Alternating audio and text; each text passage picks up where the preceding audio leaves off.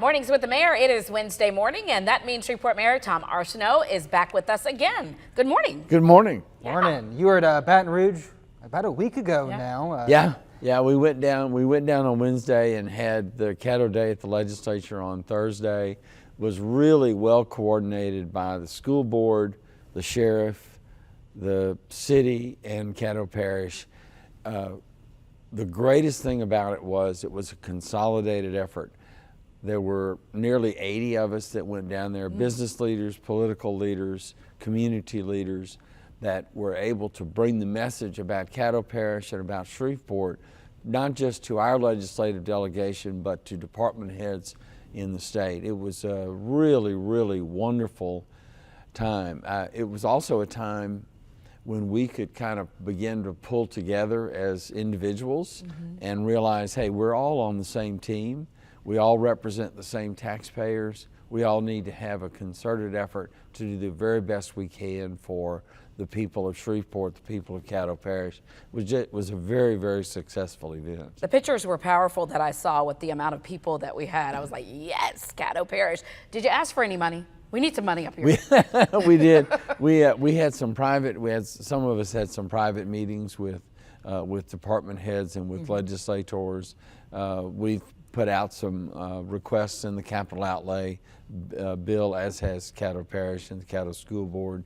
There are just a tremendous number of things that we can use up here. We had not made the concerted effort. We're so far away from Baton Rouge that sometimes it's hard to get down there, but that many people making a concerted effort to be there really made an impression on our legislative delegation. And then we heard from DOTD, we heard from the Office of Juvenile Services, we heard from lots and lots of department heads who made presentations to us and answered our questions. And so we were in the governor's press conference room for our meeting all day Thursday morning. And then we went to the legislature. The House was in session, the Senate was not. So we were recognized by the House, so all the House members knew that we had come en masse to make our points, and I think we did a very good job. All right. What are some specific projects that you guys advocated for?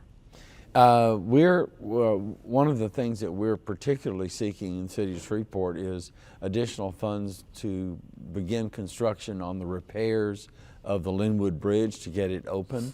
That's our top priority in the legislature. It's about $3.5 million to match the money that we have in the bond issue so that we could go ahead and get that construction rolling. We'd really love to get it rolling in early 2026. All right. You spoke about talking to the Juvenile Services Department, and we just spoke about the Senate having a bill, I believe it's 74 or 75, regarding 15-year-olds that will be moved to district court if it passes instead of juvenile court. What do you think about that? I mean, I know that your background is a lawyer, and I know that you are over a city where many times here, as well as across the country, we're dealing with more serious crimes for juveniles. It's a tough issue because they are of relatively tender years, but not necessarily tender temperament.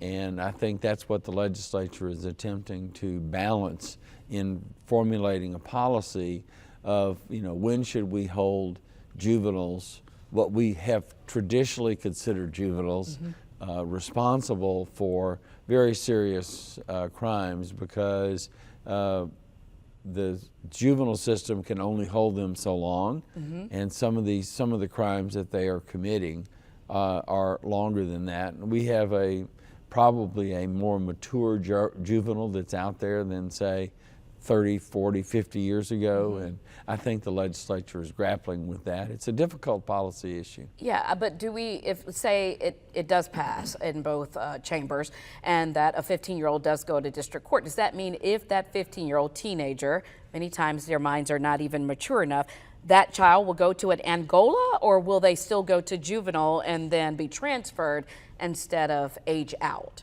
I don't know the answer to that question, but I'm fairly certain that part of the motivation behind the bill is to make sure that they do not age out and that they serve a full sentence for the crime that they have committed. That's one thing people don't realize, that juvenile court Right. limits it to 21. And so you have someone who ages out. And I think that this is a reaction to some of the particularly homicides and more serious offenses that are involved. Okay. Another fire at a Shreveport apartment complex, this time at Oak Meadows again. Yeah, we had 2 yesterday. I talked to the owner yesterday. We're formulating a plan that will also involve action by the owner. That apartment complex is not secure. It needs to be secure. That's the responsibility of the owner, and we expect the owner to protect its investment. There is a new owner. They've owned it for a couple of weeks, so they should step up to the mark and make sure that they're doing their part to make sure that we're not sending our firefighters out there on what has become almost a daily basis. All right, thank you so much. Mayor Arceneaux, thanks for joining us this morning. Thank you for having me.